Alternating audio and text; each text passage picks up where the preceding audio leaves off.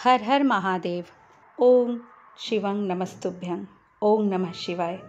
दोस्तों, हम सभी के प्यारे भोले बाबा का सावन का पवित्र महीना चल रहा है। श्रावण मास में शिव महापुराण का पाठ करने या सुनने से बहुत पुण्यों की प्राप्ति होती है। यह कलयुग के पापों से मुक्ति का शास्त्र है। श्रावण मास में भगवान शंकर की कृपा प्राप्त करने के लिए शिव महापुराण का श्रवण या वाचन करने का विशेष महत्व है। आप लोग रुद्र संहिता के पार्वती खंड का ही श्रवण कर रहे हैं। ब्रह्मा जी कहते हैं, नारद, परमेश्वर भगवान शिव की बातें सुनकर और उनके साक्षात स्वरूप का दर्शन पाकर देवी पार्वती को बहुत हर्ष हुआ। उनका मुखमंडल प्रसन्नता के कारण कमल दल के समान खिल उठा। उस समय वे बहुत सुख का अनुभव करने लगी। अपने सम्मुख खड़े महादेव जी से वे इस प्रकार बोली, हे देवेश्वर, आप सबके स्वामी हैं। हे प्रभु, पूर्व काल में आपने जिस प्रिया के कारण प्रजापति दक्ष के संपूर्ण यज्ञों का पलों में विनाश कर दिया था, भला उसे ऐसे ही क्यों भुला दिया। हे सर्वेश्वर, हम दोनों का साथ तो जन्म जन्मांतर का है। प्रभु, इस समय मैं समस्त देवताओं की प्रार्थना से प्रसन्न होकर उनको तारकासुर के दुखों से मुक्ति दिलाने के लिए पर्वतों के राजा हिमालय की पत्नी देवी मैना के गर्भ से उत्पन्न हुई हूँ। आपको ज्ञात ही है कि आपको पुनः पति रूप में प्राप्त करने हेतु ही मैंने यह कठोर तपस्या की है। इसलिए देवेश, आप मुझसे विवाह कर मुझे मेरी इच्छा अनुसार अपनी पत्नी बना ले। भगवान, आप तो अनेक लीलाएं रचते हैं।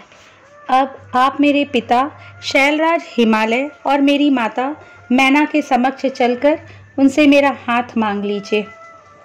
भगवान, जब आप इन सब बातों से मेरे पिता को अवगत कराएंगे, तब वे निश्चय ही मेरा हाथ प्रसन्नता पूर्वक आपको सौंप देंगे।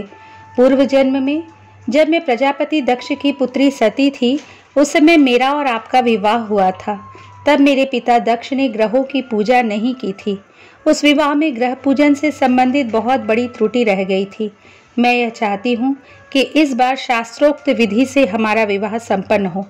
हमें विवाह से संबंधित सभी रीति रिवाजों और रस्मों का भली भांति पालन करना चाहिए, ताकि इस बार हमारा विवाह सफल हो सके।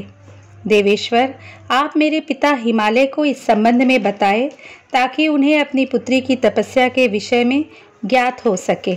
देवी पार्वती के प्रेम और निष्ठा भरे इन शब्दों को सुनकर भगवान शिव बहुत प्रसन्न हुए और हंसते हुए बोले, हे देवी महेश्वरी, इस संसार में हमारे आसपास जो कुछ भी दिखाई देता है वह सब ही नाशवान अर्थात नश्वर है।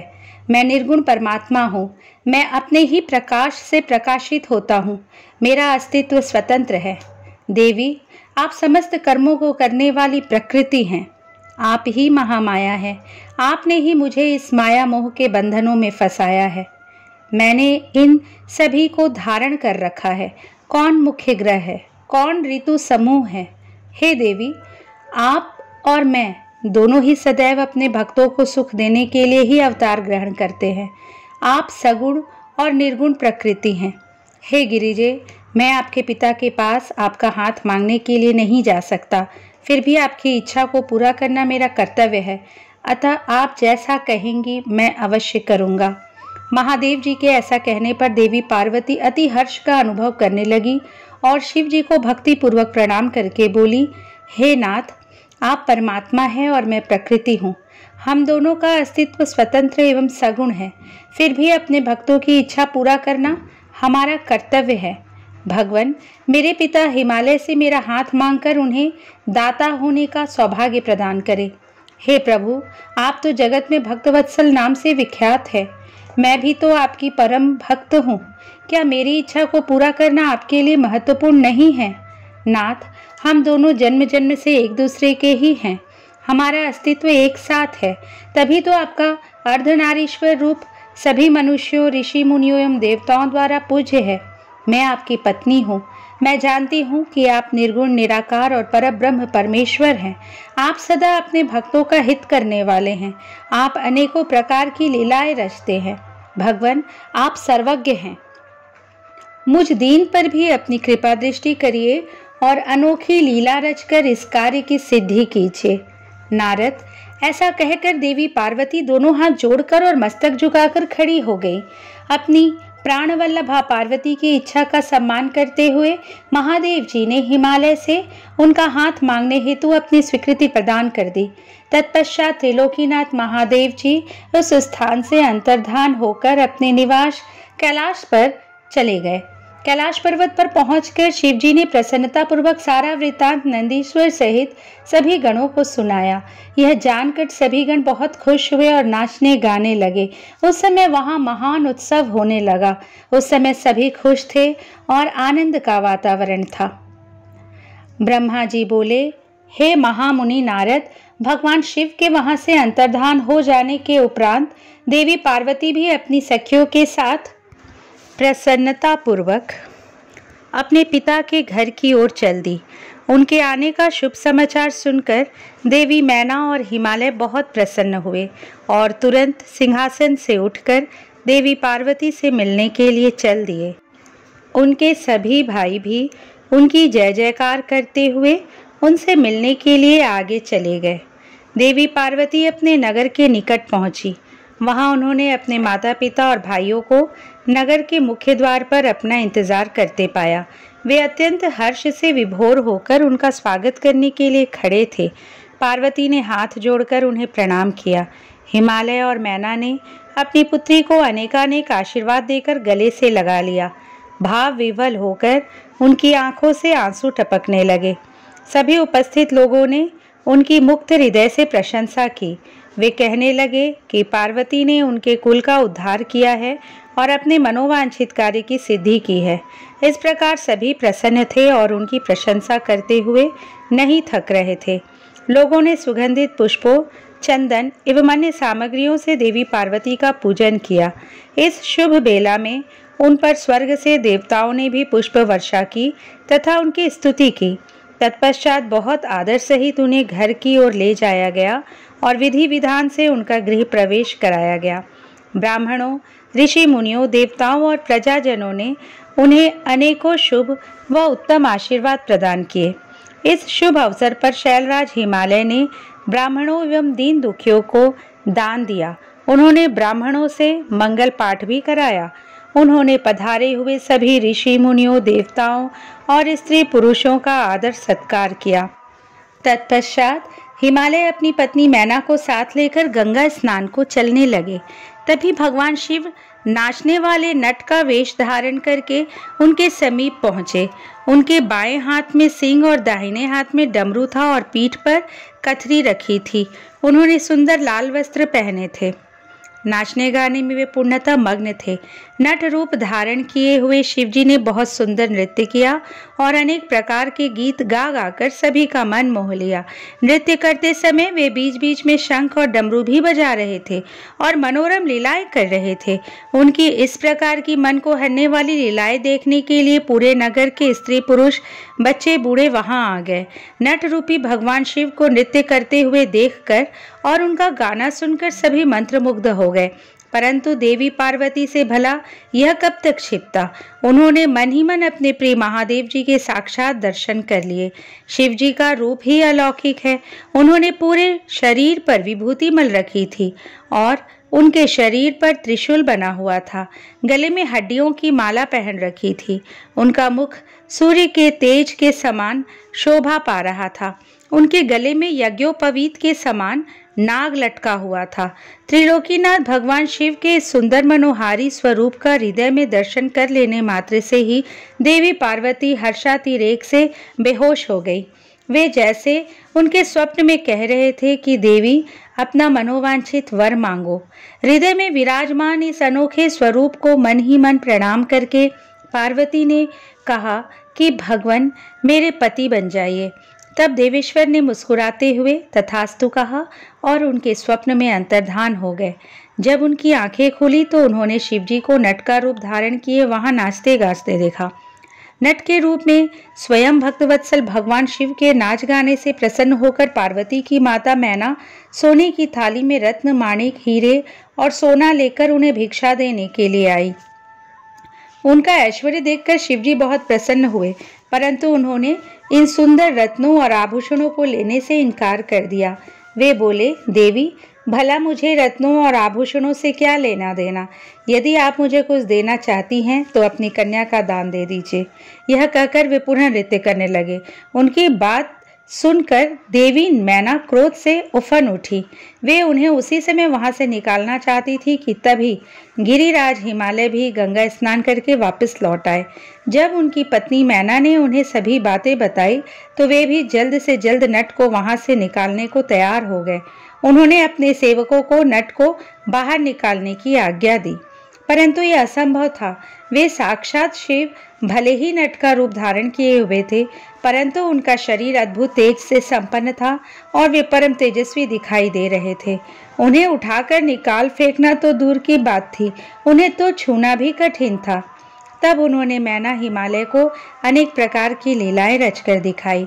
नट ने तुरंत ही श्रीहरि विष्णु का रूप धारण कर लिया। उनके माथे पर किरीट, कानों में कुंडल और शरीर पर पीले वस्त्र अनोखी शोभा पा रहे थे। उनकी 4 भुजाएं थी। पूजा करते समय हिमालय और मैना ने जो पुष्प, गंध एवं अन्य वस्तुएं अर्पित की थी, वे सभी उनके शरीर और मस्तक पर शोभा पा रही थी। यह देखकर सभी आश्चर्यचकित हो गए। तत्पश्चात नट ने जगत की रचना करने वाले ब्रह्मा जी का चतुर्मुख रूप धारण कर लिया। उनका शरीर लाल रंग का था और वे वैदिक मंत्रों का उच्चारण कर रहे थे। उन सभी ने उस नट भक्त वत्सल भगवान शिव के उत्तम रूप को देखा। उनके साथ देवी पार्वती भी थीं। वे रुद्र रूप में मुस्कुरा रहे थे। उनका यह स्वरूप अत्यंत सुंदर एवं मनोहारी था। उनकी ये सुंदर लीलाएं देखकर सभी आश्चर्यचकित रह गए थे और परम आनंद का अनुभव कर रहे थे। तत्पश्चात पुनः एक बार नट रूपी शिवजी ने मैना हिमालय से उनकी पुत्री का हाथ मांगा तथा अन्य भिक्षा ग्रहण करने से इनकार कर दिया। परंतु शिवजी के माया से मोहित हुए गिरिराज हिमालय ने उन्हें अपनी पुत्री सौंपने से मना कर दिया। बिना कुछ भी लिए वह नट वहां से अंतर्धान हो गया। वे सोचने लगे कि शायद वे स्वयं भगवान शिव ही थे, जो स्वयं यहाँ पधार कर हमारी कन्या का हाथ मांग रहे थे और हमें अपनी माया से छलकर अपने निवास कैलाश पर वापस चले गए हैं। यह सोचकर हिमालय और मैना दोनों ही एक पल को बहुत प्रसन्न हुए, परंतु अगले ही पल यह सोचकर उदास हो गए कि हमने स्वयं साक्षात शिवजी को बिना कुछ दिए और उनका आदर सम्मान किए बिना ही खाली हाथ अपने द्वार से लौटा दिया। वे अत्यंत व्याकुल हो उठे। ब्रह्मा जी बोले, हे नारद, गिरिराज हिमालय और देवी मैना के मन में भगवान शिव के प्रति भक्ति भाव देखकर सभी देवता आपस में विचार विमर्श करने लगे। तब देवताओं के गुरु बृहस्पति और ब्रह्मा जी से आज्ञा लेकर सभी भगवान शिव के पास कैलाश पर्वत पर गए। वहां पहुंचकर उन्होंने हाथ जोड़कर शिवजी को प्रणाम किया और उनकी अनेकानेक बार स्तुति की। तत्पश्चात देवता बोले, हे देवाधिदेव महादेव भगवान शंकर, हम दोनों हाथ जोड़कर आपकी शरण में आए हैं। हम पर प्रसन्न होइए और हम पर अपनी कृपा दृष्टि बनाइए। प्रभु, आप तो भक्त वत्सल हैं और अपने भक्तों की प्रसन्नता के लिए कार्य करते हैं। आप दीन दुखियों का उद्धार करते हैं। आप दया और करुणा के अथाह सागर हैं। आप ही अपने भक्तों को संकटों से दूर करते हैं तथा उनकी सभी विपत्तियों का विनाश करते हैं। इस प्रकार महादेव जी की अनेकों बार स्तुति करने के बाद देवताओं ने भगवान शिव को गिरिराज हिमालय और उनकी पत्नी मैना की भक्ति से अवगत कराया और आदर सहित सभी बातें उन्हें बता दी। तत्पश्चात भगवान शिव ने हंसते हुए उनकी सभी प्रार्थनाओं को स्वीकार कर लिया। तब अपने कार्य को सिद्ध हुआ समझकर सभी देवता प्रसन्नता पूर्वक अपने अपने धाम लौट गए। जैसा कि सभी जानते हैं कि भगवान शिव को लीलाधारी कहा जाता है, वे माया के स्वामी हैं। पुनः वे शैलराज हिमालय के घर गए। उस समय राजा हिमालय अपनी पुत्री पार्वती सहित सभा भवन में बैठे हुए थे। उन्होंने ऐसा रूप धारण किया कि वे कोई ब्राह्मण अथवा साधु संत जान पड़ते थे। उनके हाथ में दंड व छत्र था। शरीर पर दिव्य वस्त्र तथा माथे पर तिलक शोभा पा रहा था। उनके गले में शालग्राम तथा हाथ में स्फटिक की माला थी। वे मुक्त कंठ से हरिनाम जप रहे थे। उन्हें आया देखकर पर्वतों के राजा हिमालय तुरंत उठकर खड़े हो गए और उन्होंने ब्राह्मण को भक्तिभाव से साष्टांग प्रणाम किया।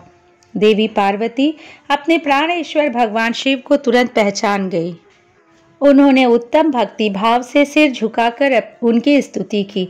वे मन ही मन बहुत प्रसन्न हुई। तब ब्राह्मण रूप में पधारे भगवान शिव ने सभी को आशीर्वाद दिया। तत्पश्चात हिमालय ने उन ब्राह्मण देवता की पूजा आराधना की और उन्हें मधुपर्क आदि पूजन सामग्री भेंट की, जिसे शिवजी ने प्रसन्नतापूर्वक ग्रहण किया। तत्पश्चात पार्वती के पिता हिमालय ने उनका कुशल समाचार पूछा और बोले, हे विप्रवर, आप कौन हैं? यह प्रश्न सुनकर वे ब्राह्मण देवता बोले, हे गिरिश्रेष्ठ, मैं वैष्णव ब्राह्मण हूँ और भूतल पर भ्रमण करता रहता हूँ। मेरी गति मन के समान है, एक पल में यहाँ तो दूसरे पल में वहाँ। मैं सर्वज्ञ परोपकारी शुद्धात्मा हूँ। मैं ज्योतिषी हूँ और भाग्य की सभी बातें जानता हूँ। क्या हुआ है, क्या होने वाला है, यह सब कुछ मैं जानता हूँ। मुझे ज्ञात हुआ है कि आप अपनी दिव्य सुलक्षणा पुत्री पार्वती को, जो कि सुंदर एवं लक्ष्मी के समान है, आश्रय विहीन कुरूप और गुणहीन महेश्वर शिव को सौंपना चाहते हैं। वे शिव जी तो मरघट में रहते हैं। उनके शरीर पर हर समय सांप लिपटे रहते हैं और वे अधिक समय योग और ध्यान में ही बिताते हैं। वे नंग धड़ंग होकर ही इधर उधर भटकते फिरते हैं।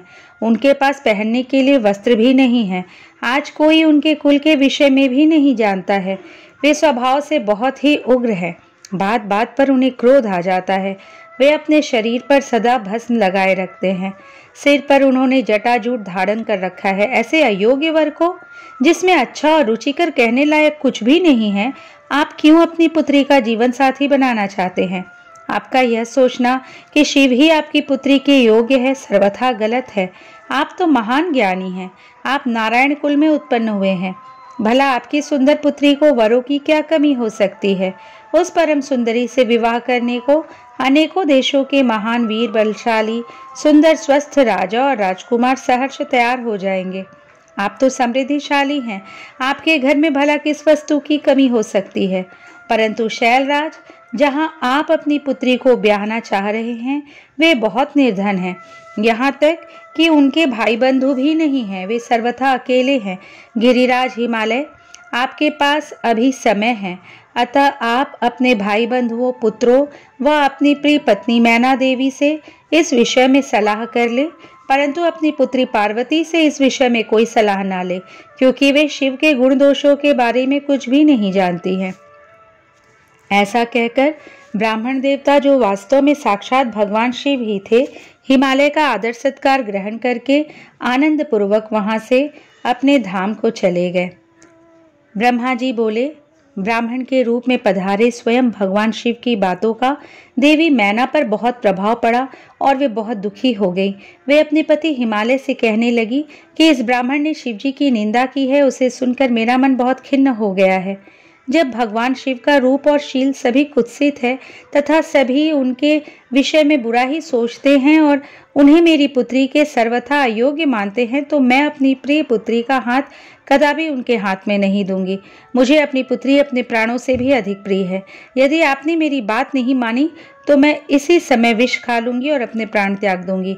साथ ही अपनी बेटी पार्वती को लेकर इस घर से चली जाऊंगी। मैं पार्वती के गले में फांसी लगा दूंगी, उसे वनों में ले जाऊंगी अथवा किसी सागर में डुबो दूंगी, परंतु किसी भी हालत में उसका ब्याह पिनाकधारी शिव के साथ नहीं होने दूंगी। यह कहकर देवी मैना रोती हुई तुरंत कोप भवन में चली गई और उन्होंने कीमती वस्त्रों आभूषणों का त्याग कर दिया और जमीन पर लेट गई। जब इस विषय में भगवान शिव को जानकारी हुई तो उन्होंने सप्त ऋषियों को याद किया। वे तुरंत ही वहां आ गए। तब त्रिलोकीनाथ भगवान शिव ने सप्त ऋषियों को मैना देवी को समझाने की आज्ञा देकर उनके घर भेजा। त्रिलोकीनाथ भगवान शिव का आदेश मिलने पर सप्तऋषि उन्हें श्रद्धापूर्वक प्रणाम करके आकाश मार्ग से पर्वतों के राजा हिमालय के राज्य की ओर चल दिए।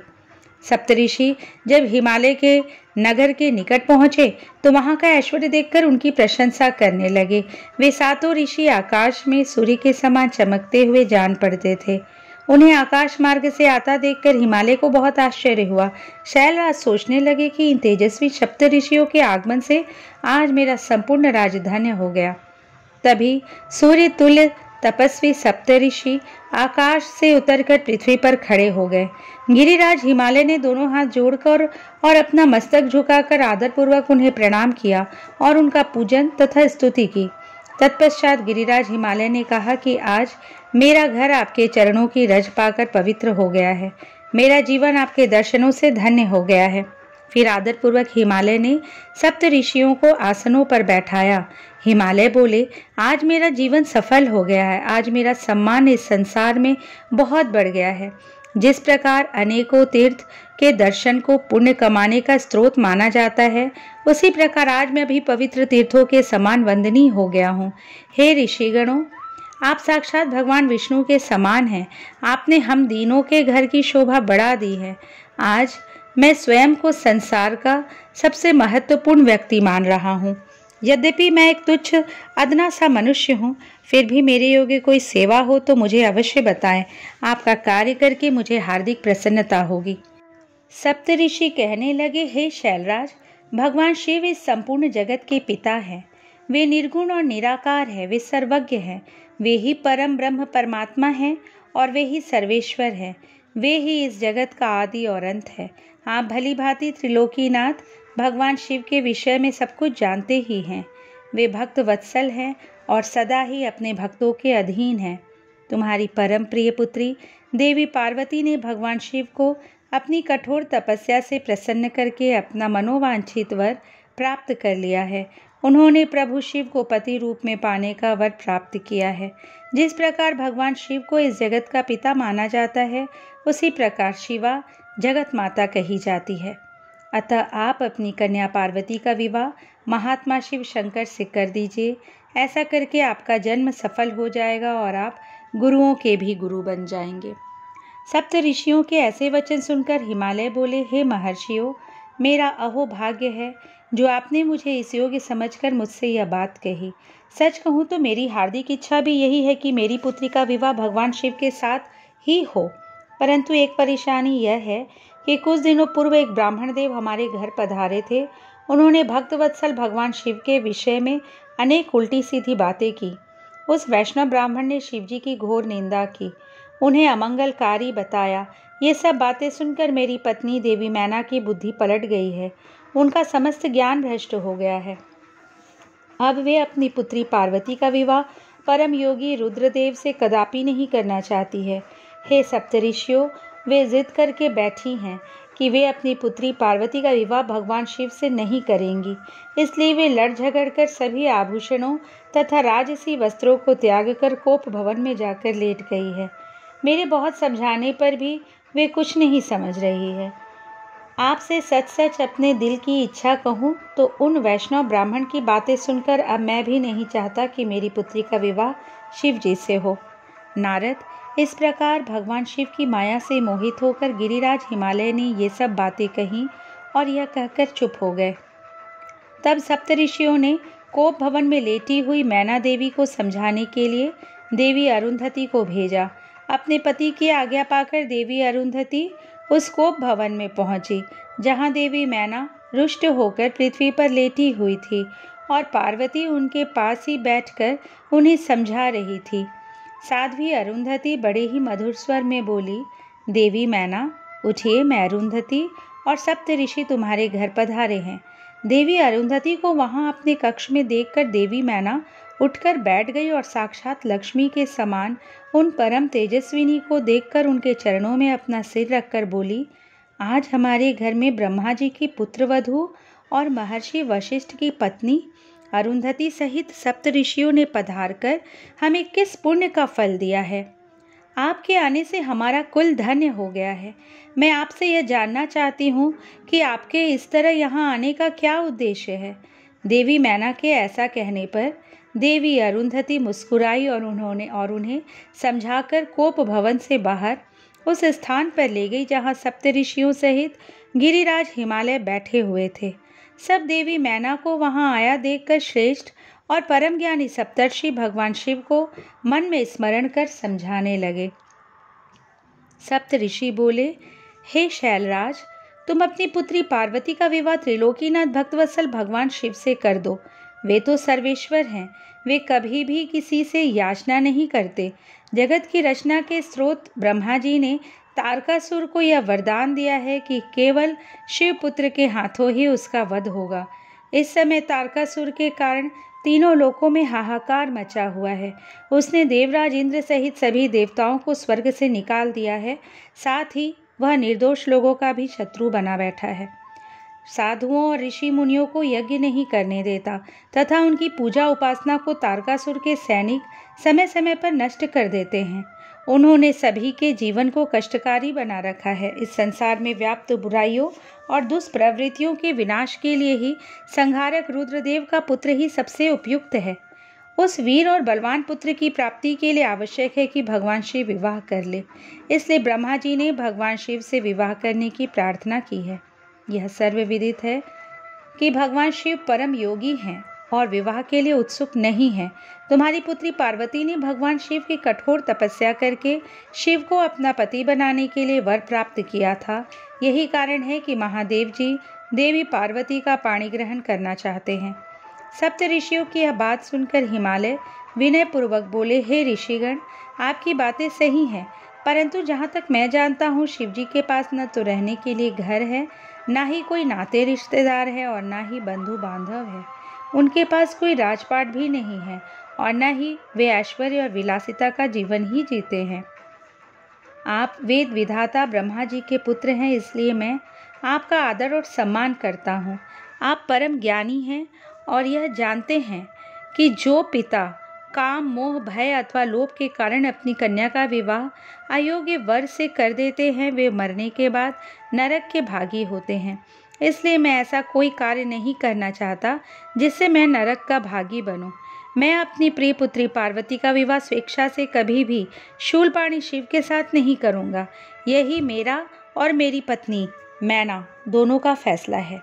हे महर्षियों, आप परम ज्ञानी और समझदार हैं, इसलिए हमारे लिए उचित विधान को बताकर हमें कृतार्थ करें।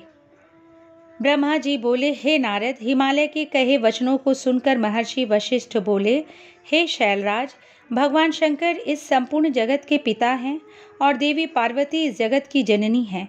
शास्त्रों की जानकारी रखने वाले उत्तम मनुष्य वेदों में बताए गए 3 प्रकार के वचनों को जानता है। पहला वचन सुनते ही बड़ा प्रिय लगता है, परंतु वास्तविकता में वह असत्य व अहितकारी होता है। इस प्रकार का कथन हमारा शत्रु ही कह सकता है। दूसरा वचन सुनने में अच्छा नहीं लगता, परंतु उसका परिणाम सुखकारी होता है। तीसरा वचन सुनने में अमृत के समान लगता है तथा वह परिणामतः हित करने वाला होता है। इस प्रकार नीति शास्त्र में किसी बात को कहने के 3 प्रकार बताए गए हैं। आप इन तीनों प्रकार में किस तरह का वचन सुनना चाहते हैं? मैं आपकी इच्छा अनुसार ही बात करूंगा। भगवान शंकर सभी देवताओं के स्वामी हैं। उनके पास दिखावटी संपत्ति नहीं है। वे महान योगी हैं और सदैव ज्ञान के महासागर में डूबे रहते हैं। वे ही सबके ईश्वर है। गृहस्थ पुरुष राज्य और संपत्ति के स्वामी मनुष्य को ही अपनी पुत्री का वर चुनता है। ऐसा न करके यदि वह किसी दीनहीन को अपनी कन्या ब्याह दे तो उसे कन्या के वध का पाप लगता है। शैलराज, आप शिव स्वरूप को जानते ही नहीं हैं। धनपति कुबेर आपका सेवक है। कुबेर को यहाँ धन की कौन सी कमी है? जो स्वयं सारे संसार की उत्पत्ति, पालन और संहार करते हैं, उन्हें भोजन की भला क्या कमी हो सकती है? ब्रह्मा, विष्णु और रुद्रदेव सभी भगवान शिव का ही रूप है। शिव जी से प्रकट हुई प्रकृति अपने अंश से 3 प्रकार की मूर्तियों को धारण करती है। उन्होंने मुख से सरस्वती, वक्ष स्थल से लक्ष्मी एवं अपने तेज से पार्वती को प्रकट किया है। भला उन्हें दुख कैसे हो सकता है? तुम्हारी कन्या तो कल्प कल्प में उनकी पत्नी होती जा रही है एवं होती रहेगी। अपनी कन्या सदाशिव को अर्पण कर दो। तुम्हारी कन्या के तपस्या करते समय देवताओं की प्रार्थना पर सदाशिव तुम्हारी कन्या के समीप पहुंचकर उन्हें उनका मनोवांछित वर प्रदान कर चुके हैं। तुम्हारी पुत्री पार्वती के कहे अनुसार शिवजी तुमसे तुम्हारी कन्या का हाथ मांगने के लिए तुम्हारे घर 2 बार पधारे थे, पर तुम उन्हें नहीं पहचान सके। वे नटराज और ब्राह्मण वेशधारी शिव ही थे जो तुम्हारी कन्या का हाथ मांगने आए थे, पर तुमने मना कर दिया। यह तुम्हारा दुर्भाग्य नहीं तो क्या है? अब यदि तुमने प्रेम से शिवजी को अपनी कन्या का दान न किया तो भगवान शंकर बलपूर्वक ही तुम्हारी कन्या से विवाह कर लेंगे। शैलेंद्र, यह बात अगर आप ठीक से नहीं समझेंगे तो आपका अस्तित्व ही समाप्त हो जाएगा।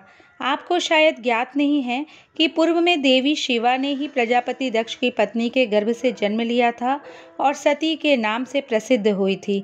उन्होंने कठोर तपस्या करके भक्तवत्सल भगवान शिव को वरदान स्वरूप पति के रूप में प्राप्त किया था, परंतु अपने पिता दक्ष द्वारा आयोजित महान यज्ञ में अपने पति त्रिलोकीनाथ भगवान शिव की अवहेलना एवं निंदा होते देखकर उन्होंने स्वेच्छा से अपने शरीर को त्याग दिया था।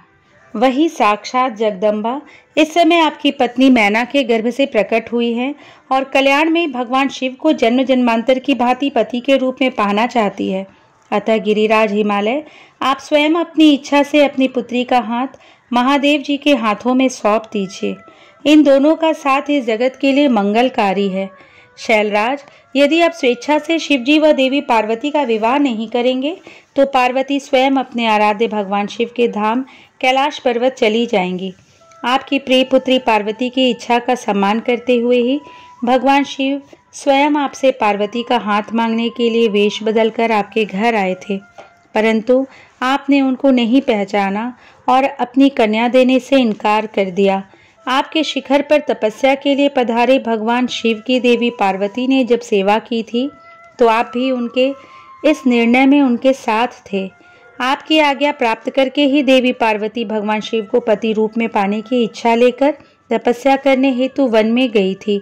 उनके इस प्रण और कार्य को आपने सराहा था, फिर आज ऐसा क्या हो गया कि आप अपने ही वचनों से पीछे हट रहे हैं? भगवान शिव ने देवताओं की प्रार्थना स्वीकार करके हम सप्त ऋषियों को और देवी अरुंधति को आपके पास भेजा है, इसलिए हम आपको यह समझाने आए हैं कि आप पार्वती जी का हाथ भगवान शिव के हाथों में दे दे। ऐसा करके आपको बहुत आनंद मिलेगा। भगवान शिव ने तपस्या के पश्चात प्रसन्न होकर देवी पार्वती को यह वरदान दिया है कि वे उनकी पत्नी हो। भगवान शिव परमेश्वर है, उनकी वाणी कदापि असत्य नहीं हो सकती। उनका वरदान अवश्य सत्य सिद्ध होगा। इसलिए हम सप्त ऋषि आपसे यह अनुरोध कर रहे हैं कि आप इस विवाह हेतु प्रसन्नता पूर्वक अपनी स्वीकृति प्रदान करें। ऐसा करके आप अपने परिवार का ही नहीं, समस्त मानवों और देवताओं का कल्याण करेंगे। ब्रह्मा जी बोले, हे नारद, कुल की रक्षा करने के लिए किसी एक का त्याग कर देना ही नीति शास्त्र कहलाता है।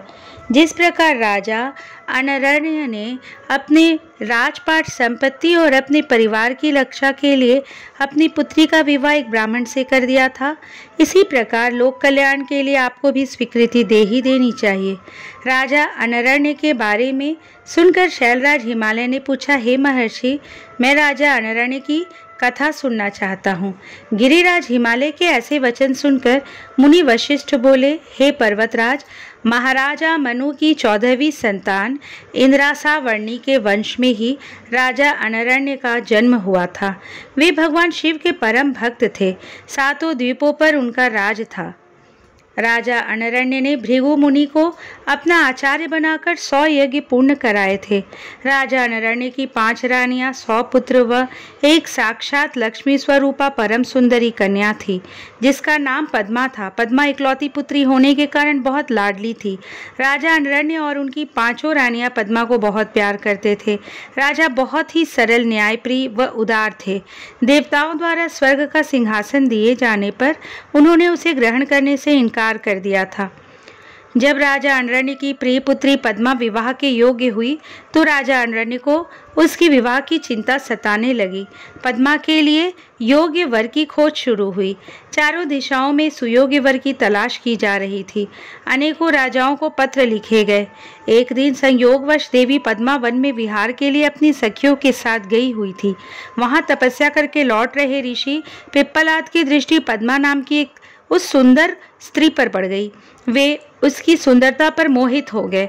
वे उस सुंदरी को मन में बसाए हुए ही अपनी कुटिया पर पहुंच गए। सुंदरी का सौंदर्य पिप्पलाद के मन मस्तिष्क में धंस गया था। एक दिन ऋषि पिप्पलाद पुष्पा भद्रा नामक नदी में स्नान करने गए। संयोगवश राजा अनरण्य की परम सुंदरी पुत्री पद्मा भी वहां उपस्थित थी। उसे पुनः देखकर ऋषि पिप्पलाद के मन की इच्छा पूरी हो गई। उन्होंने पद्मा की सखियों और सैनिकों से उसका परिचय प्राप्त कर लिया।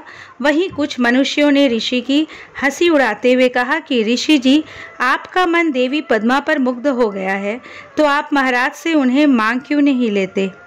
इस प्रकार के वचन सुनकर पिप्पलाद लज्जित तो हुए, परंतु उनके दिल में सुंदरी पद्मा को पाने की इच्छा कम न होकर और बलवती हो गई। स्नान, नित्य कर्म और शिव पूजन आदि से निवृत्त होकर मुनि पिप्पलाद राजा अनरण्य की सभा में चले गए। अपने दरबार में मुनि को पधारा देखकर राजा अनरण्य ने चरण छूकर उनका अभिवादन किया तथा विधिवत पूजन करने के पश्चात उन्हें आसन पर बैठाया तथा पूछा कि मैं आपकी क्या सेवा कर सकता हूँ। इस पर ऋषि पिप्पलाद बोले, राजा, आप अपनी कन्या पद्मा को मुझे सौंप दीजिए। यह सुनकर राजा चुप हो गए। इस पर पिप्पलाद मुनि कहने लगे कि राजा, यदि शीघ्र ही तुमने अपनी कन्या मुझे नहीं दी तो मैं क्षण भर में ही तुम्हें और तुम्हारे कुल को भस्म कर दूंगा। यह बात सुनकर राजा, उनकी रानियां, नौकर चाकर, दासियां सभी रोने लगे। राजा अनरण्य सोच अत्यंत व्याकुल हो उठे कि कैसे वे अपनी फूलों से भी कोमल पुत्री का हाथ एक बूढ़े ऋषि को दे। राजा इसी चिंता में डूबे हुए थे कि वे क्या करें। तभी वहां उनके पुरोहित और राजगुरु आ पहुंचे। राजा ने सारा वृतांत उन्हें सुनाया।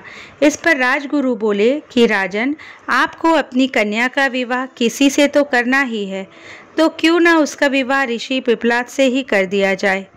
इससे आपके कुल की भी रक्षा हो जाएगी। यह ब्राह्मण इस कुल का विनाश कर दे, इससे तो अच्छा है कि पद्मा का विवाह इन्हीं से हो जाए। इस प्रकार अपने राजपुरोहित और राजगुरु के वचन सुनकर राजा अनरण्य ने अपने कुल की रक्षा करने के लिए अपनी कन्या को वस्त्र आभूषणों से अलंकृत करा, उसे ऋषि पिप्पलाद को अर्पित कर दिया। तत्पश्चात देवी पद्मा और ऋषि पिप्पलाद का वैदिक रीति से परिणयोत्सव संपन्न हुआ तथा राजा ने प्रसन्नतापूर्वक अपनी पुत्री को विदा कर दिया। राजा अनरण्य से विदा लेकर ऋषि पिप्पलाद अपनी पत्नी पद्मा को साथ लेकर अपने आश्रम पर पहुँचे।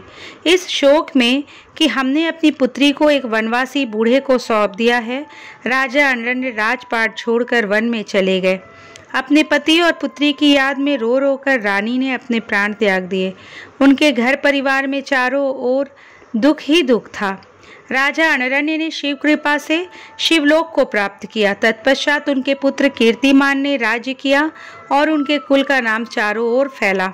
इसलिए हे हिमालय राज, आप अपनी पुत्री को भगवान शिव को अर्पण करके अपने राज्य, कुल और धन की रक्षा करके सभी देवताओं को अपने अधीन कर लीजिए। ब्रह्मा जी बोले, नारद जी, शैलराज हिमालय राजा अनरण्य की कथा सुनकर बोले कि हे मुनि वशिष्ठ, आपने मुझे बहुत ही उत्तम कथा सुनाई है। अब मुझ पर कृपा करके मुझे ऋषि पिप्पलाद और देवी पद्मा के विवाह से आगे की भी कथा सुनाइए। पद्मा को पत्नी बनाकर ऋषि कहाँ गए और उन्होंने क्या किया। शैलराज हिमालय के इस प्रकार कहे प्रश्नों को सुनकर मुनि वशिष्ठ बोले, पर्वतराज, ऋषि पिप्पलाद अत्यंत वृद्ध थे। उनकी कमर झुकी थी तथा वे कांप कांप कर आगे चल पाते थे। इस प्रकार बूढ़े ऋषि की पत्नी बनकर देवी पद्मा उनके साथ उनकी कुटिया में आ गई। पद्मा रूपवती होने के साथ साथ गुणवती भी थी। वह साक्षात लक्ष्मी का रूप थी। अपने पति को वह साक्षात विष्णु समझकर उनकी सेवा करती थी। एक दिन की बात है, देवी पद्मा स्वर्णदा नामक नदी में स्नान करने गई। तभी धर्मराज वहां आ पहुंचे और उनके मन में पद्मा की परीक्षा लेने की बात आई। धर्मराज ने राजसी वस्त्रों एवं आभूषणों को धारण किया और रथ में बैठ गए। रथ में बैठे वे साक्षात कामदेव प्रतीत हो रहे थे। देवी पद्मा को मार्ग में ही रोककर उन्होंने कहा, देवी, आप तो परम सुंदरी है।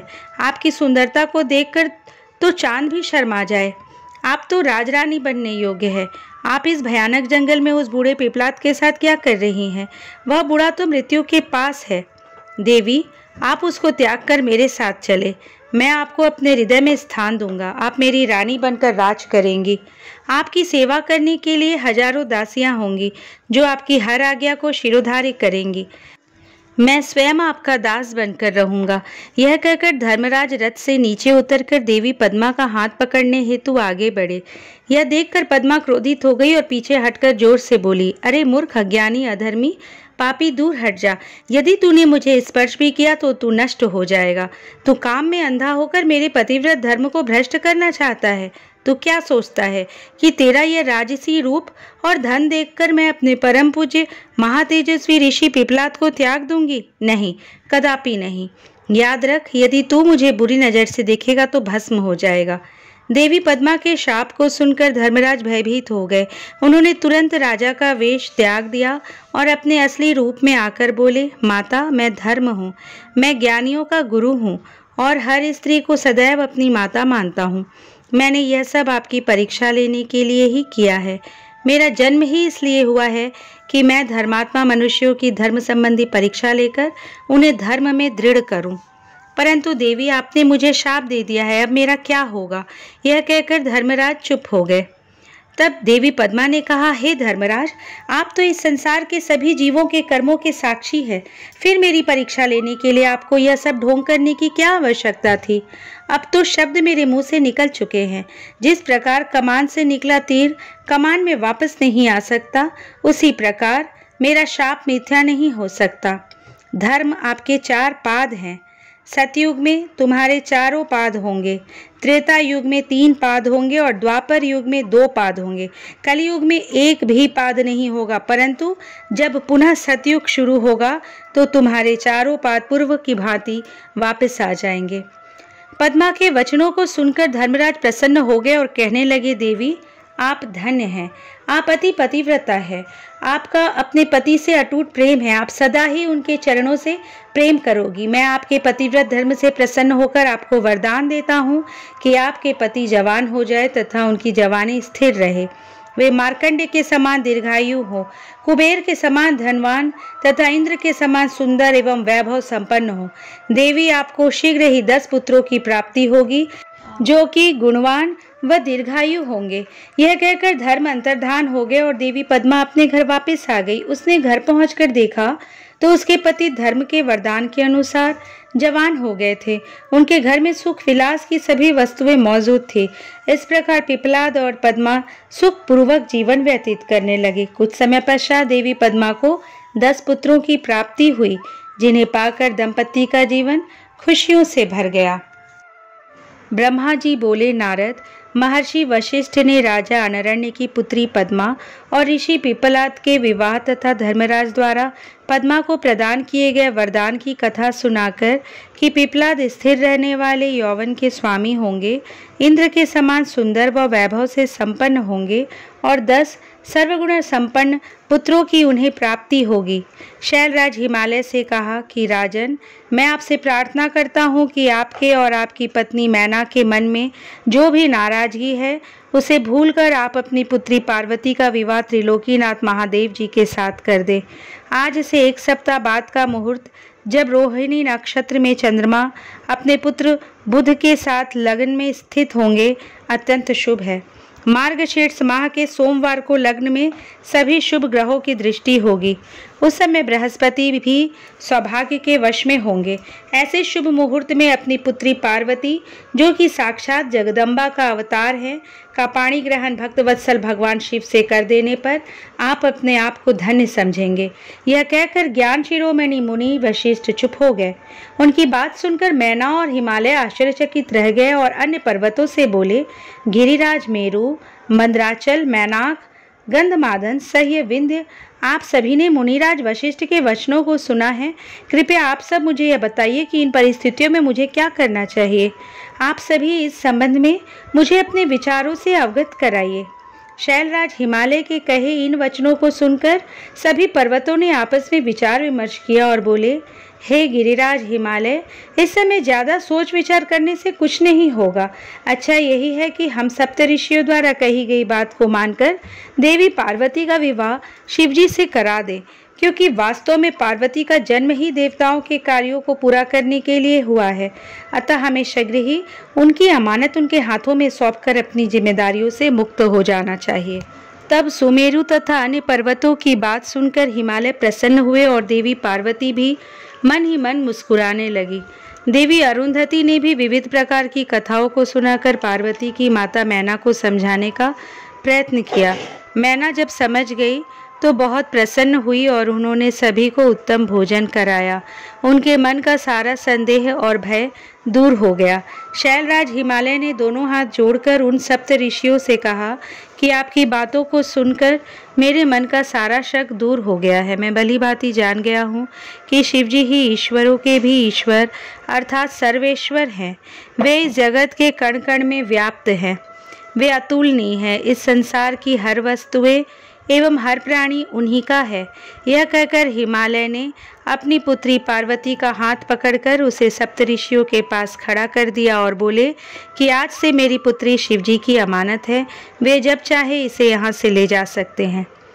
ऋषिगण शैलराज की बातें सुनकर प्रसन्न हुए और बोले, भगवान शिवजी आपकी पुत्री को स्वयं मांगकर आपको सौभाग्य प्रदान कर रहे हैं।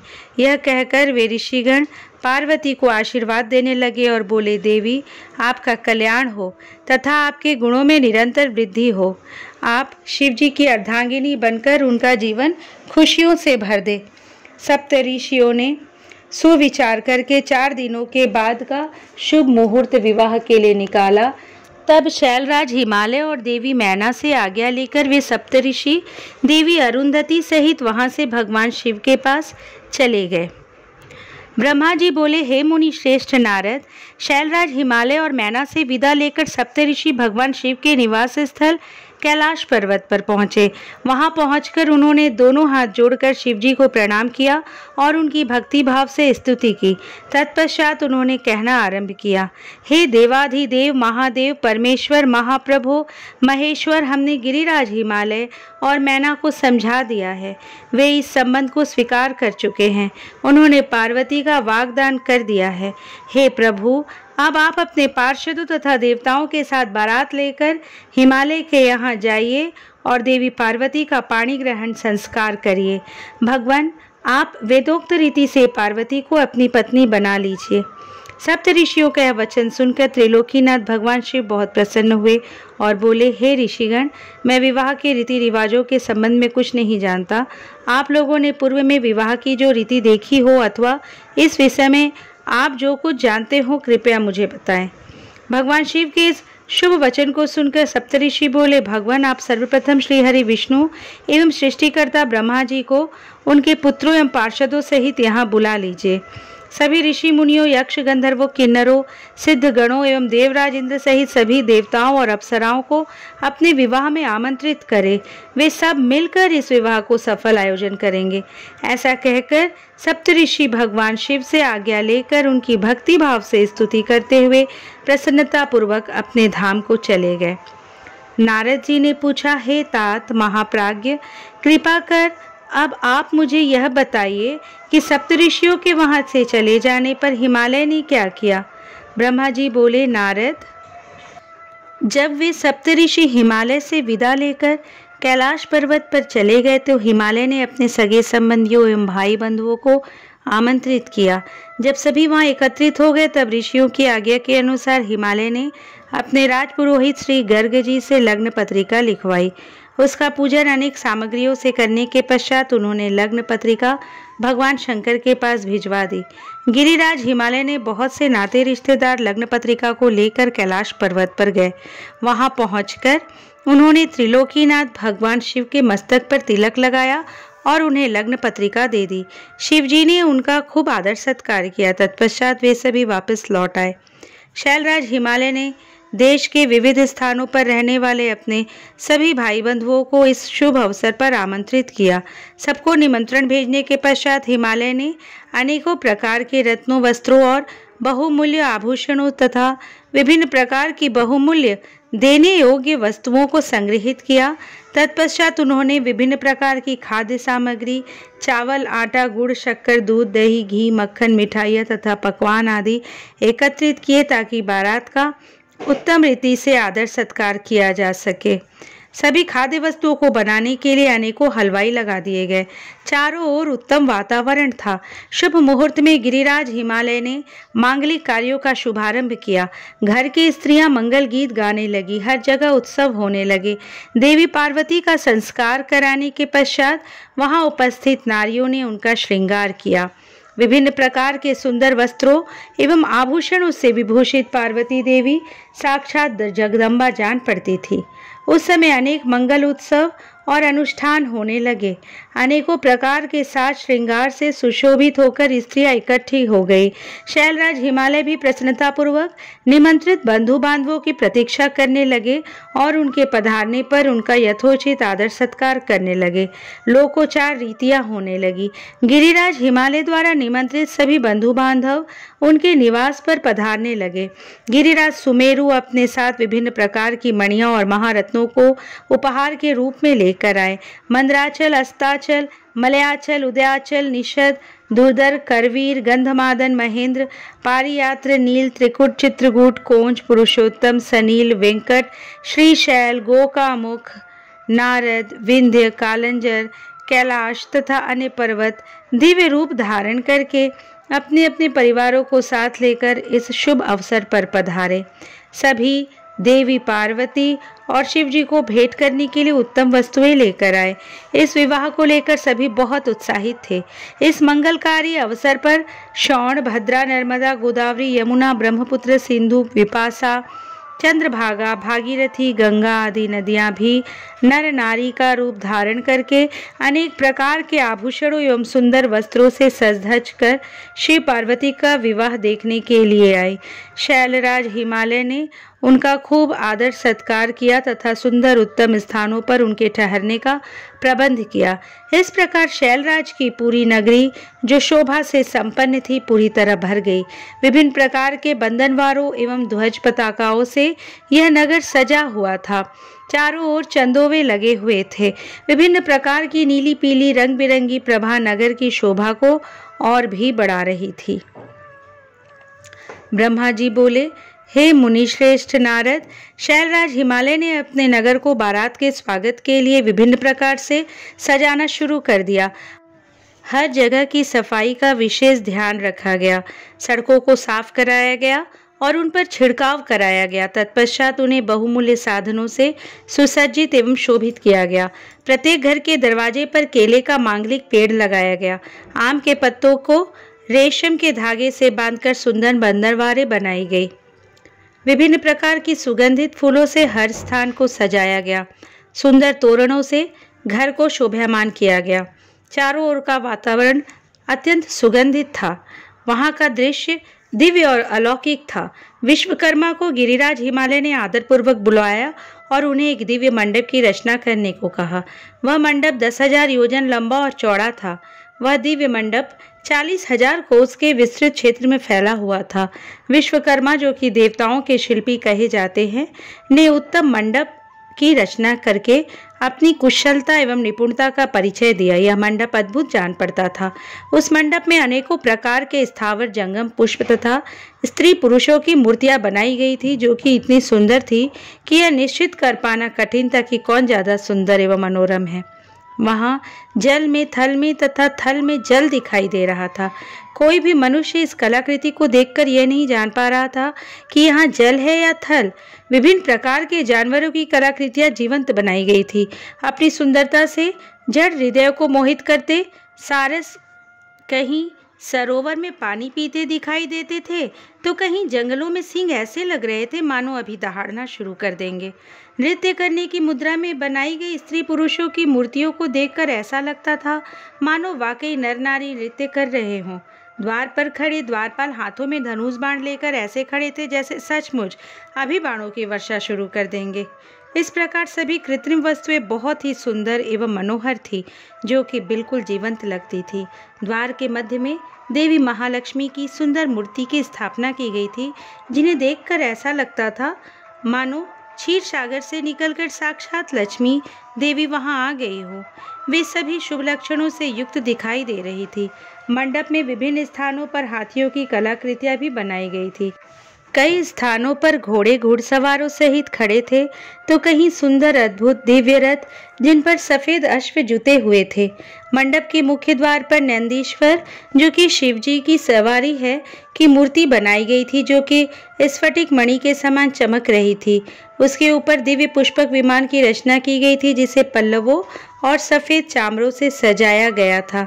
विश्वकर्मा द्वारा समस्त देवताओं की भी प्रतिमूर्ति की रचना की गई थी, जो कि हूबहू वास्तविक देवताओं से मिलती थी। क्षीर सागर में निवास करने वाले श्री हरि विष्णु एवं उनके वाहन गरुड़ की रचना भी उस मंडप में की गई थी, जिसका स्वरूप साक्षात विष्णु जी जैसा ही था। इसी प्रकार विश्वकर्मा द्वारा जगत के सृष्टिकर्ता ब्रह्मा जी की भी प्रतिमा उनके पुत्रों और वेदों सहित बनाई गई थी। साथ ही वह प्रतिमा वैदिक सूक्तों का पाठ करती हुई दिखाई देती थी। स्वर्ग के राजा देवेंद्र अर्थात इंद्र एवं उनके वाहन ऐरावत हाथी की मूर्तियां भी जीवंत थी।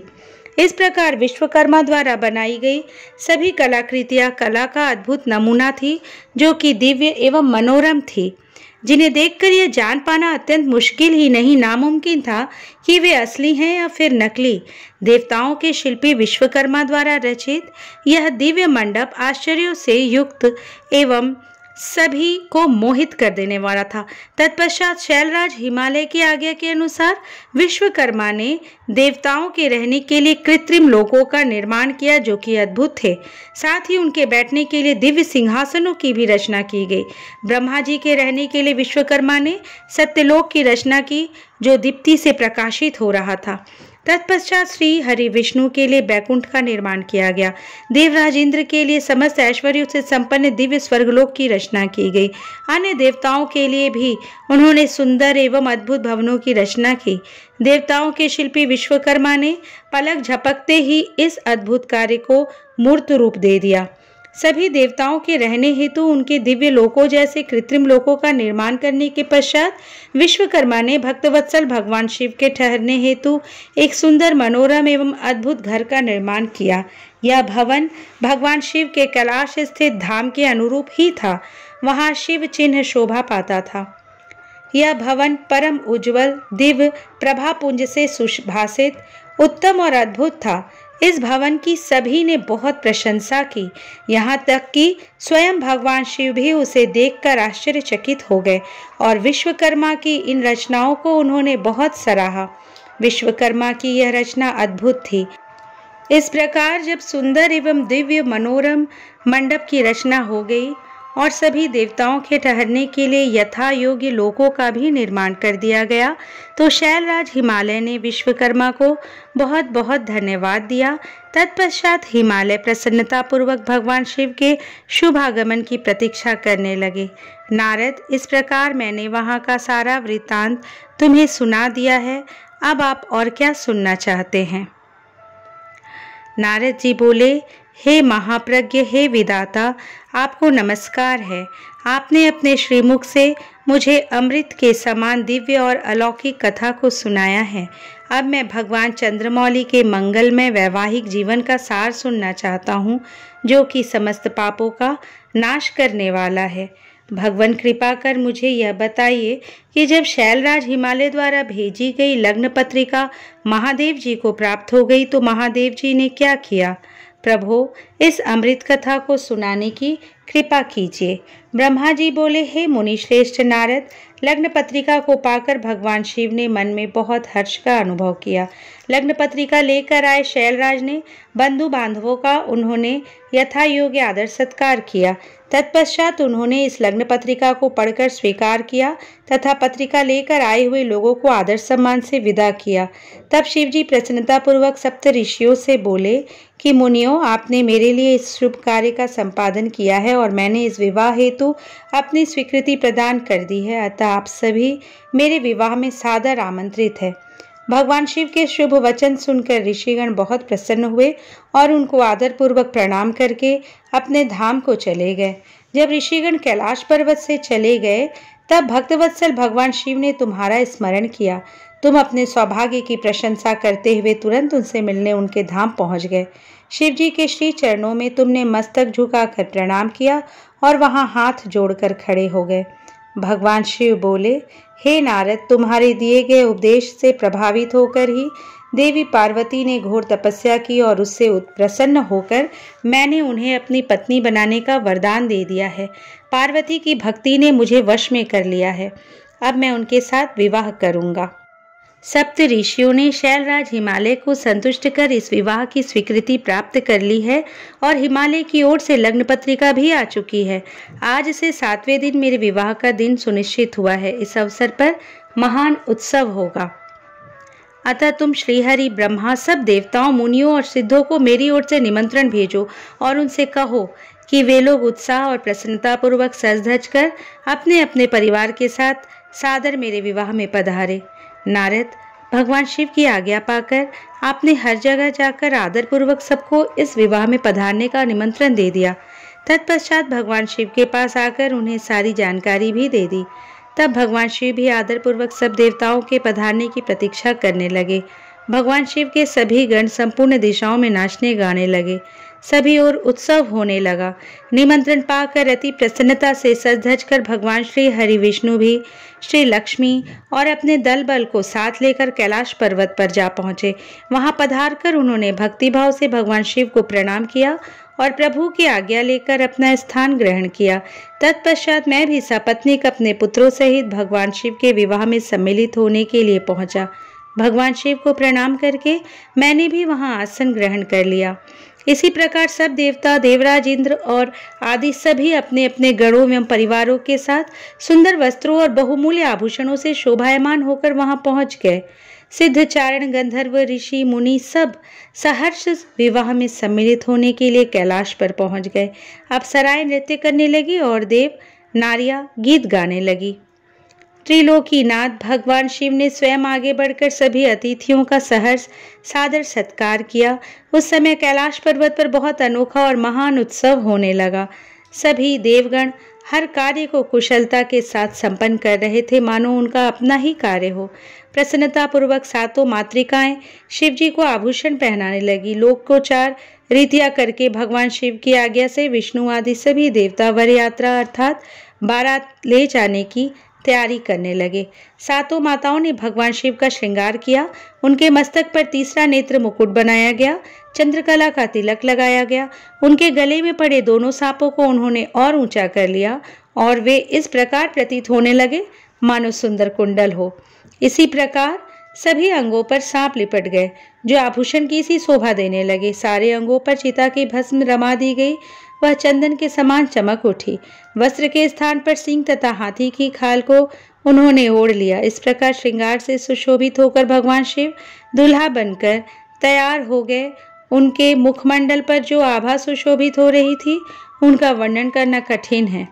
वे साक्षात ईश्वर है। तत्पश्चात समस्त देवता, यज्ञ, दानव, नाग, पक्षी, अप्सरा और महर्षि गण मिलकर भगवान शिव के पास गए और प्रसन्नता पूर्वक बोले, हे महादेव महेश्वर जी, अब आप देवी पार्वती को ब्याह लेने के लिए हम लोगों के साथ चलिए और हम पर कृपा कीजिए।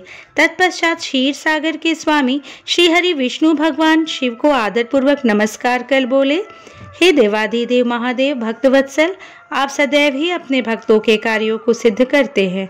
हे प्रभु, आप गिरिराज नंदिनी देवी पार्वती के साथ वेदोक्त तरीके से विवाह करिए। आपके द्वारा उपयोग में लाई जाने वाली विवाह रीति ही जगत में विवाह रीति के रूप में विख्यात होगी। भगवान, आप कुल धर्म के अनुसार मंडप की स्थापना करके इस लोक में अपने यश का विस्तार कीजिए। भगवान विष्णु के ऐसा कहने पर महादेव जी ने विधि पूर्वक सब कार्य करने के लिए मुझ ब्रह्मा से कहा।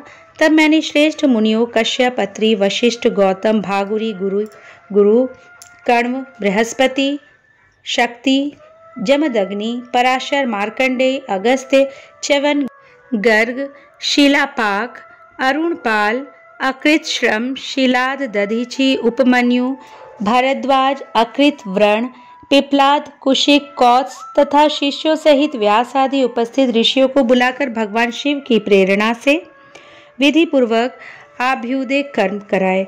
सबने मिलकर भगवान शंकर की रक्षा विधान करके ऋग्वेद, यजुर्वेद द्वारा स्वस्ति वाचन किया। फिर सभी ऋषियों ने सहर्ष मंगल कार्य संपन्न कराए। तत्पश्चात ग्रहों एवं विघ्नों की शांति हेतु पूजन कराया। इन सब वैदिक और अलौकिक कर्मों को विधि पूर्वक संपन्न हुआ देखकर भगवान शिव बहुत प्रसन्न हुए। तब भगवान शिव हर्ष पूर्वक देवताओं और ब्राह्मणों को साथ लेकर अपने निवास स्थान कैलाश पर्वत से बाहर आए। उस समय शिवजी ने सब देवताओं और ब्राह्मणों को आदरपूर्वक हाथ जोड़कर नमस्कार किया। चारों ओर गाजे बाजे बजने लगे, सभी मंत्रमुग्ध होकर नृत्य करने लगे। वहाँ बहुत बड़ा उत्सव होने लगा। ब्रह्मा जी बोले, हे मुनि श्रेष्ठ नारद, भगवान शिव ने कुछ गणों को वहीं रुकने का आदेश देते हुए नंदीश्वर सहित सभी गणों को हिमालयपुरी चलने की आज्ञा दी। उसी समय गणों के स्वामी शंकर कर्ण करोड़ों गण साथ लेकर चल दिए। फिर भगवान शिव की आज्ञा पाकर गणेश्वर, शंखकर्ण, केकराक्ष, विकृत, विशाख, पारिजात, विकृतानन, दुंदुभु, कपाल, संदारक, कंदुक, कुंडक, विष्टंभ, पिप्पल, सनादक, आवेशन, कुंड, पर्वतक, चंद्रतापन, काल, कालक, महाकाल, अग्निक, अग्निक मुख, आदित्य मूर्धा, घनावह, संज्ञाह, कुमुद अमोघ, कोकिल, सुमंत्र, काक, पादोदर, संतानक, मधुपिंग, कोकिल, पूर्णभद्र, नील, चतुर्वक्त्र, करण तथा वीरभद्र आदि अपने असंख्य गणों को साथ लेकर चल पड़े। नंदीश्वर एवं गणराज भी अपने अपने गणों को ले क्षेत्रपाल और भैरव के साथ उत्साहपूर्वक चल दिए। उन सभी गणों के सिर पर जटा, मस्तक पर चंद्रमा और गले में नील चिन्ह था। शिवजी ने रुद्राक्ष के आभूषण धारण किए हुए थे, शरीर पर भस्म शोभायमान थी। सभी गणों ने हार, कुंडल, केयूर और मुकुट पहने हुए थे। इस प्रकार त्रिलोकीनाथ महादेव अपने लाखों करोड़ों शिवगणों तथा मुझे, श्रीहरि और अन्य सभी देवताओं को साथ लेकर धूमधाम से हिमालय नगरी की ओर चल दिए। शिवजी के आभूषणों के रूप में अनेक सर्प उनकी शोभा बढ़ा रहे थे और वे अपने नंदी बैल पर सवार होकर पार्वती जी को ब्याहने के लिए चल दिए। उस समय चंडी देवी महादेव जी की बहन बनकर खूब नृत्य करती हुई उस बारात के साथ हो चली। चंडी देवी ने सांपों को आभूषणों की तरह पहना हुआ था और वे प्रेत पर बैठी हुई थी तथा उनके मस्तक पर सोने से भरा कलश था जो कि दिव्य प्रभापुंज सा प्रकाशित हो रहा था। उनकी यह मुद्रा देखकर शत्रु डर के मारे कांप रहे थे। करोड़ों भूत प्रेत उस बारात की शोभा बढ़ा रहे थे। चारों दिशाओं में डमरुओं, भेरियों और शंखों के स्वर गूंज रहे थे। उनकी ध्वनि मंगलकारी थी जो विघ्नों को दूर करने वाली थी। श्री हरि विष्णु सभी देवताओं और शिवगणों के बीच में अपने वाहन गरुड़ पर बैठकर चल रहे थे। उनके सिर के ऊपर सोने का छत्र था। चमर ढुलाए जा रहे थे। मैं भी वेदों, शास्त्रों, पुराणों, आगमों, सनकादि महासिद्धों, प्रजापतियों, पुत्रों तथा अन्यान्य परिजनों के साथ शोभायमान होकर चल रहा था। स्वर्ग के राजा इंद्र भी ऐरावत हाथी पर आभूषणों से सज धज कर बारात की शोभा में चार चांद लगा रहे थे। भक्तवत्सल भगवान शिव की बारात में अनेक ऋषि मुनि और साधु संत भी अपने दिव्य तेज से प्रकाशित होकर चल रहे थे। देवाधिदेव महादेव जी का शुभ विवाह देखने के लिए शाकिनी, यातुधान, बैताल, ब्रह्म, राक्षस, भूत, प्रेत, पिशाच, प्रमथ आदि गण, तुम्बुरु, नारद, हाहा और हुहु आदि श्रेष्ठ गंधर्व तथा किन्नर भी प्रसन्न मन से नाचते गाते उनके साथ हो लिए। इस विवाह में शामिल होने में स्त्रियां भी पीछे न थी। सभी जगत माताएं, देव कन्याएं, गायत्री, सावित्री, लक्ष्मी और सभी देवांगनाएं और देवपत्नियां तथा देव माताएं भी खुशी खुशी शंकर जी के विवाह में सम्मिलित होने के लिए बारात के साथ हो ली। वेद, शास्त्र, सिद्ध और महर्षि जिसे धर्म का स्वरूप मानते हैं, जो स्फटिक के समान श्वेत व उज्जवल है, वह सुंदर बैल नंदी भगवान शिव का वाहन है। शिव जी नंदी पर आरूढ़ होकर उनकी शोभा बढ़ाते हैं।